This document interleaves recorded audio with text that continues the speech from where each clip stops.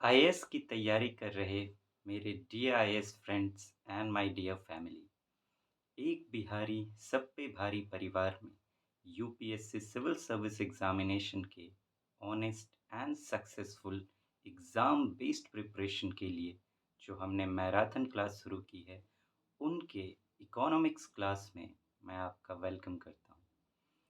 Friends, हमारे शहर में इंटरनेट शटडाउन हो गया था, जिस वजह से मुझे कल अपलोड करने में देरी हो गई थी। उसके लिए मैं माफ़ी चाहता हूँ फ्रेंड्स। माफ़ी इसलिए क्योंकि मैं समझता हूँ कि पढ़ाना जो है वो एक बहुत ज़िम्मेदारी का काम है। क्योंकि जिसे आप पढ़ा रहे हैं, उनके भविष्य का सवाल है, उनकी पूरी ज़िंदगी का सवाल है कि वो किस ओर करवट लेगी। और इस मामले में ये और भी बड़ी ज़िम्मेदारी हो जाती है कि अगर शिक्षक सच में सच्चा है, तो पढ़ाने से पहले उसे खुद स्टूडेंट से 4 गुना ज़्यादा पढ़ना पड़ता है। और चूँकि दिन की शुरुआत ऑलमोस्ट सबकी सुबह से हो ही जाती है, तो मैं कोशिश करता हूँ कि रात के 12 से सुबह सूर्योदय होने से पहले इस बीच में जो है क्लासेस मैं अपलोड कर दूँ, ताकि जब आँख खुले स्टूडेंट्स की, तो सबसे पहले उनके सामने उनकी तैयारी हो।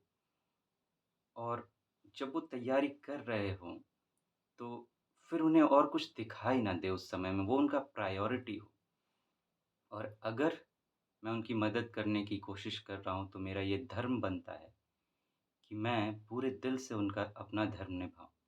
तो फ्रेंड्स, इसीलिए बस मैं माफ़ी चाहता हूँ कि कल मुझे अपलोड हो गई देरी करने में, सॉरी, कल मुझे अपलोड करने में देरी हो गई ड्यू टू इंटरनेट शटडाउन। हम लोग वापस अपनी क्लास पर आते हैं फ्रेंड्स। अभी हम लोग मनी एंड बैंकिंग पर बात कर रहे हैं, आप जानते हैं। मनी एंड बैंकिंग में जो हमारे क्लास का पैटर्न है, किसी भी क्लास का जो हमारा पैटर्न होता है, वो ये है, आप जानते हैं कि पहले मैं उस चैप्टर से रिलेटेड सिलेबस बताता हूँ आपको। और वो सिलेबस ऐसा होता है जो डिटेल्ड सिलेबस है, जो यूपीएससी ने तो बहुत शॉर्ट में दे रखा है, लेकिन हम उसको डिटेल्ड करते हैं ऐसे कि यूपीएससी ने जो प्रीवियस ईयर्स में क्वेश्चन पूछ रखे हैं उस चैप्टर से रिलेटेड, वहाँ जाके रिसर्च करनी होती है और फिर जाके आप उन टॉपिक्स को पकड़ सकते हैं।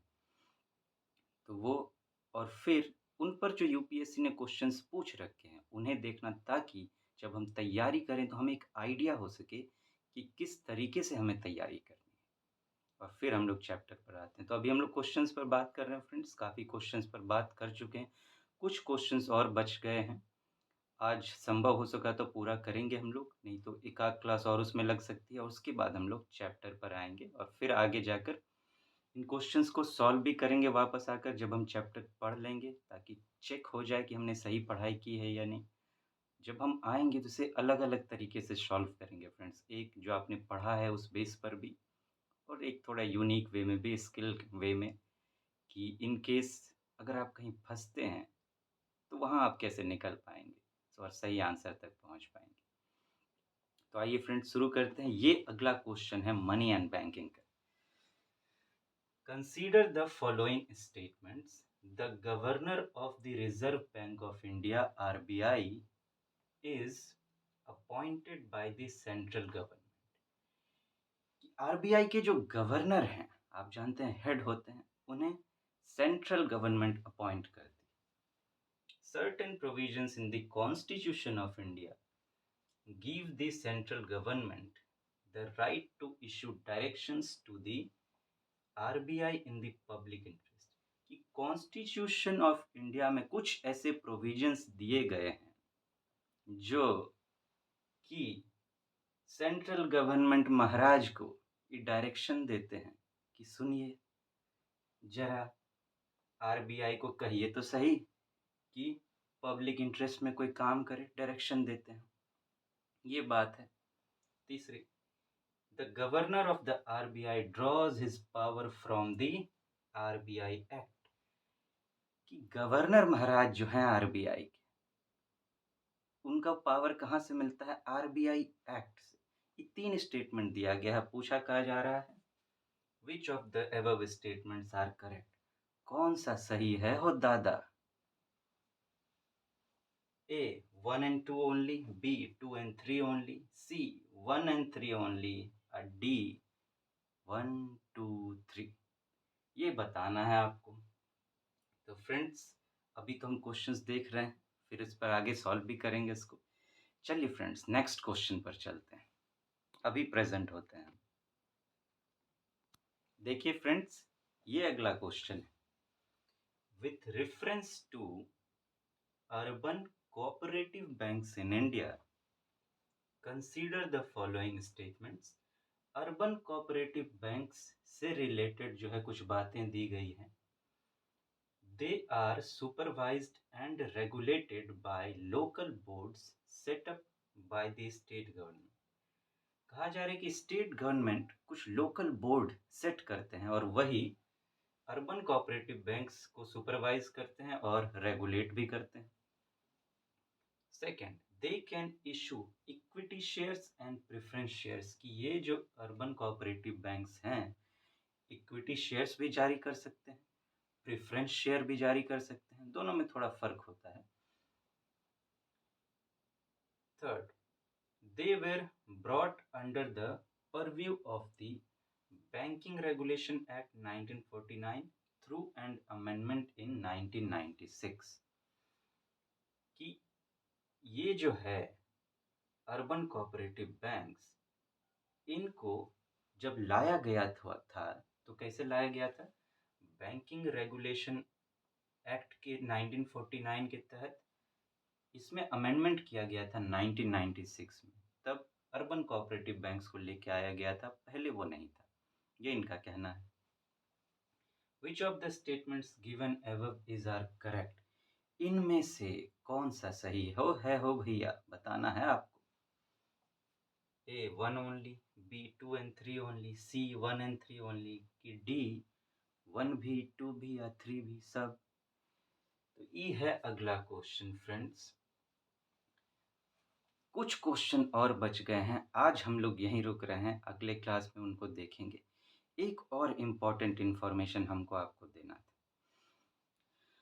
हम महसूस किए कि थोड़ा सा डाइवर्सिफिकेशन भी होना चाहिए और ज़रूरत भी है। कि देखिए, मान लीजिए एक सब्जेक्ट पर हम लोग बात कर रहे हैं, पैटर्न हम लोग को समझ में आ रहा है कि क्या परफेक्ट वे हो सकता है तैयारी करने का, उस पर हम लोग काम कर रहे हैं इकोनॉमिक्स के तहत। अगर कुछ और सब्जेक्ट पर बातें कर सकेंगे तो उधर भी पॉइंट ऑफ व्यू मिल पाएगा।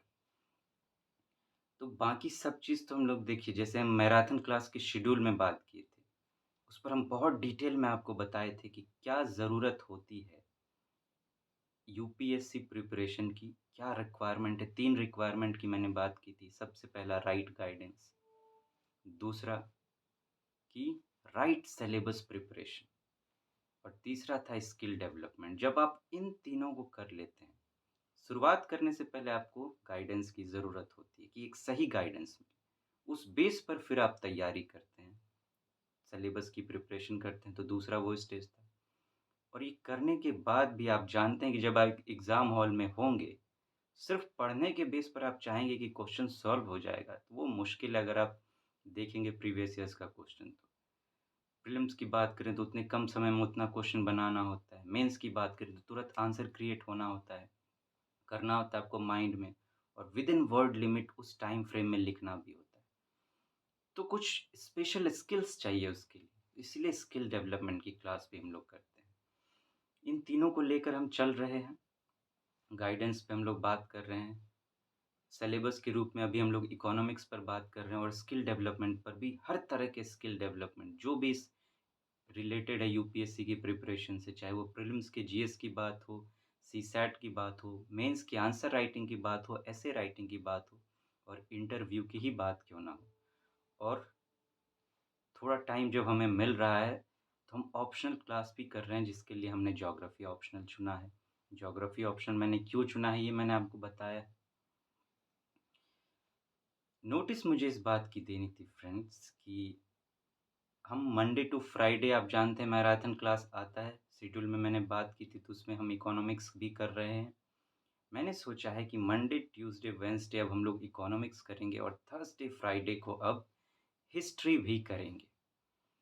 तो उसे भी ले रहे हैं फ्रेंड्स, शामिल कर रहे हैं और ये दोनों जब समापन की ओर संपन्न होंगे, तो फिर हम बाकी की सिलेबस की प्रिपरेशन भी करेंगे जो बची हुई। इसके अलावा मैंने एक और बात बताई थी कि प्रीलिम्स के लिए अब हम एक स्पेशल क्लास करने वाले हैं। एक तरफ से आप उसे मैजिकल क्लास कह सकते हैं कि प्रीलिम्स ने बहुत परेशान कर रखा है सबको, सबको बहुत परेशान कर रखा है। तो उस बीमारी को कैसे भगाया जाए? जड़ से कैसे उखाड़ के उसके डर को हटाया जाए? उस क्लास के बारे में मैंने बताया था कि इसका मैं नाम रखूँगा प्रीलिम्स का डॉक्टर, उसका इलाज करना है हम लोग को।